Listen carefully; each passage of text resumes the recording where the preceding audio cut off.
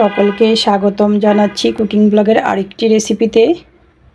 কলা গাছের বগুলি অথবা চবি রান্নার রেসিপি চিংড়ি মাছ দিয়ে। রেসিপিটি সম্পূর্ণ দেখার অনুরোধ রইল। কলা গাছের বগুলিটাকে কুচি করে কেটে হলুদ জলে ধুয়ে নিয়েছি। চিংড়ি মাছটাকেও বেছে ধুয়ে পরিষ্কার করে নিয়েছি। এরপর যে চলে আসছি মূল রান্নায়। চুলায় একটি পাত্র বসিয়ে দিয়েছি, দিয়ে দিয়েছি পরিমাণ মতো তেল।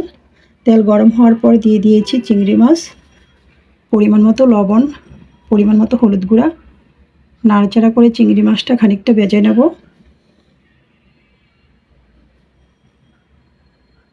তো এতটা কড়া করে ভাজবো না, নামিয়ে নেব। এই পর্যায়ে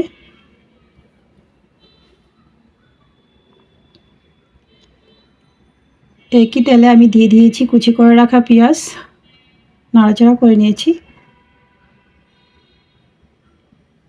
পেঁয়াজটা খানিকটা নরম হওয়ার পর দিয়ে দিয়েছি পরিমাণ মতো রসুন বাটা, আদা বাটা। নাড়াচাড়া করে নিচ্ছি।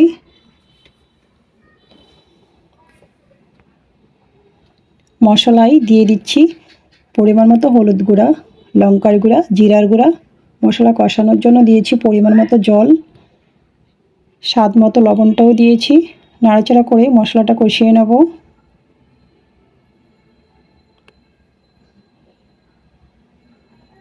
স্বাদ মতো কাঁচা লঙ্কাটা অ্যাড করে দিয়েছি।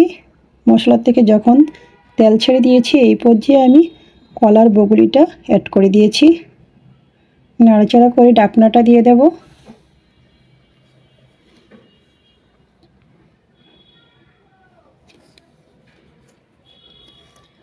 ফিরে আসছি কয়েক মিনিট পরে। আর মাঝখানে আমি ঢাকনাটা নামিয়ে একবার নাড়াচাড়া করে নিয়েছিলাম। চিংড়ি মাছটা অ্যাড করে দিয়েছি,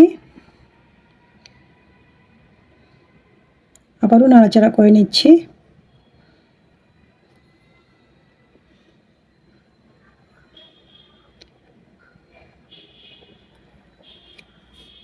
ঢাকনাটা দিয়ে দিয়েছি।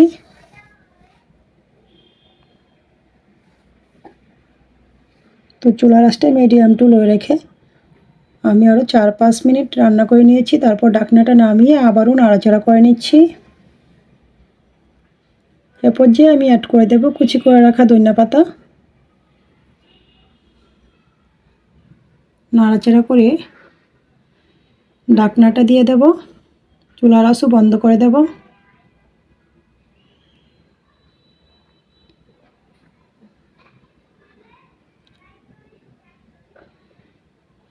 মিনিট খানেক পর ঢাকনাটা নামিয়ে নিয়েছি। তো রেডি হয়ে গিয়েছে আমার চিংড়ি মাছ দিয়ে কলার বগুলি ভাজির রেসিপি। রেসিপিটি ভালো লাগলে আমার ফেসবুক পেজটা ফলো, ইউটিউব চ্যানেলটা সাবস্ক্রাইব করে সাথেই থাকুন। সকলকে ধন্যবাদ।